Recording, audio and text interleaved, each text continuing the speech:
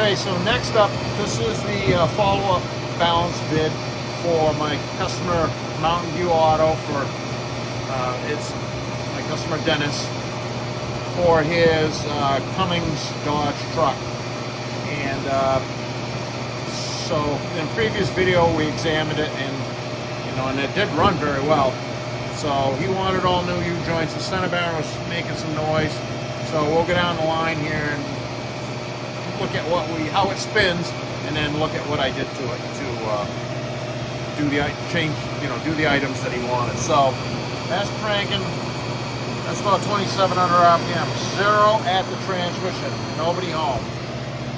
Same thing at the center bearing. Nobody home. New center bearing. And same thing at the rear axle. This drive shaft did perform very well previously in the condition that it was in, which it was in very good condition. So as you can see, it's all cleaned up. We'll just take a look at it running here, and you'll notice that the balancer ring is no longer on it. We'll talk about that in a second. That is the same slip yoke with the balancer ring removed. I actually put that in the lathe and cleaned the residual rubber that was clinging to that stubbornly. Cleaned that off. So there's that. And let's see, I guess we're happy with how it runs. I'm gonna just look down the line here one more time. And okay, now what I found. So I had talked to Dennis about this, and we speculated that it was the original U-joints. This truck had, he said, is very close to 300,000 miles on it. And that's remarkable. I mean, I guess it must be a Western truck or something, because it's very clean, as you can see. Cleaned up very well. It did reveal a couple of things that we did not know, or I did not know. We speculated that it was the original U-joints. When I got this apart, that's how most of the original caps came out, all but one or two of them. These AAM yokes are beefed up. So when you press this yoke all the way to one side, no hammering, but pressing, this connects internally here. That bumps into the inside of the yoke. These things do not clear the yoke by about that much. And so I ended up welding nuts to most of them to pull them out with a slide hammer. You can see the amount of corrosion that had leached in between. They came out well, but they're like a no clearance joint. You can't push this and have that cap fall out. You have to intervene with other methods and not hammers. Once again, no hammering. This is a representative of the joints that came out. You can see they were starting to Burnell, so that one was cutting in. Not significant, not like what you see, but these are AAM joints that are in it. One thing I did find is that we thought that these were the original joints. They were not. When I took this apart, you can see the injected plastic vents here where the holes where they shoot the plastic in. There was plastic inside of all of these yokes.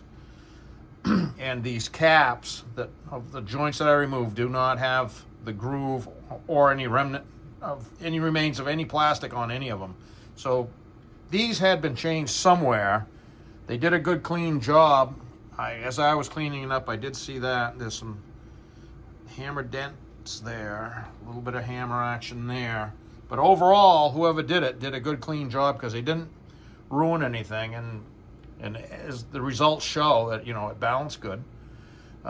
So these are 3 new AAM 1415 joints. There's AAM right there. Those are the boxes. So 1415, what is that? Everybody knows about 1410. Well, long story short, AAM 1415 is 7 thousandths shorter outside of cap to outside of cap than Spicer 1410. That's 4 3/16. That's 4 inches 187 basically. That's 4 inches 181. So people, there's two things about this. Why does this even exist when Spicer 1410 has existed for a long time? This is the answer to a question that nobody ever really asked in my book. But it needs to be put back correctly because you don't end up with the bulging clip thing and a U-joint that's so tight that it won't articulate. So I like things to be correct. So that's an AAM, you know, that's a brand new AAM center bearing. Use your words, Chip. Unfortunately, the center bearing, the new center bearing did not come with this little guy. I got the slip yoke slid way in right here. But the center bearing did not come with the new little ring for the boot to ride on. So that we're rerunning that little ring that the boot clips to, and it's fine. I mean, I did a nice clean job pressing this off so nothing was damaged. And I renewed the boot. So this boot was ripped. And so here's a new boot. I'm going to get this in the paint booth and get these painted up right away. I'm going to give this back to Dennis in 2 pieces because it's much, much easier to handle as separate pieces. It will only go together in one way. I've got it clearly marked, and there were some previous marks on it right here that when I cleaned it up, I saw them. There's a mark there, there's a mark there, and there's a mark there. So whoever did this did a good job previously. And so we're going to say that's a win. Oh, yeah. The ingot in the room. Just because I was interested in this, I know I've done this before, but this ring weighs 8.5 pounds. So we eliminated that rotating mass. It did not take much effort to take this off, to press this off of there. And it was stringy. The rubber element was stringy and gooey when I pressed it through. And it left stringers of goo. So in my book, I'm not a rubber expert, but I'm saying that this was well on its way to failing because it was just turning into mush. It would almost look like brownie batter or something like that. So yeah, it's running without that for the rest of its time. That's why I put that in the lathe and cleaned that up, because you couldn't get it off. I had to turn it off. Yeah, so that pretty much wraps that up. I know this is lengthy, but I just wanted to show the details of what I did to it so Dennis can see it and anybody else that's interested can see it. And, you know, it pays to do things right.